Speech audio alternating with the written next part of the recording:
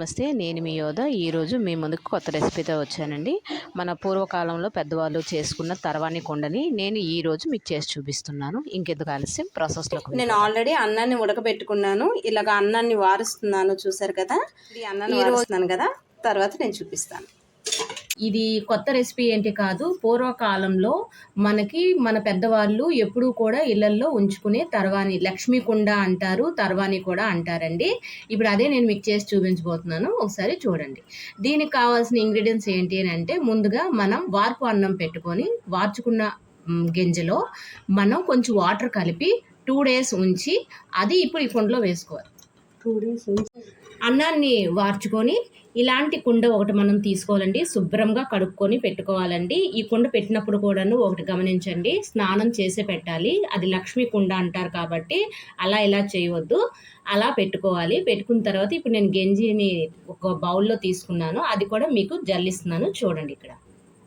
ఎందుకంటే మేగడ కడుతుంది కదండి, ఆ మేగడ గట్ట పడితే బాగోదు, అందుకని అవ్వండి ఇలాగా నేను జల్లించి మరి దీంట్లో వేస్తున్నాను.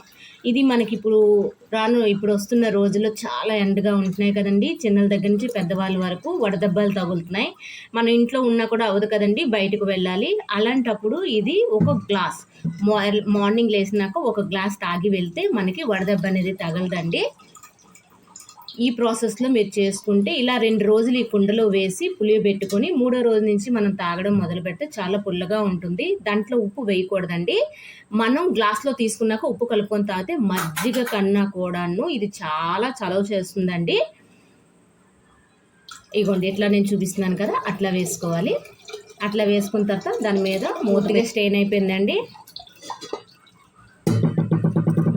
ఇలా 3 రోజులకు ఒకసారి మీరు తర్వాణి కుండని అన్నం వార్పు వేసుకుంటే మనకి ఎండాకాలం మొత్తం కూడాను చాలా చక్కటిగా ఉంటుందండి. ఇది మనకి పూర్వం రోజుల్లో మన పెద్దవాళ్ళు చేసేవారు. ఈ రోజుల్లో ఇది తర్వాణి తాగేవాళ్ళు ఎక్కడ పల్లెటూరులో తప్పించి మన సిటీ టైప్లో అయితే ఎవ్వరూ లేరండి.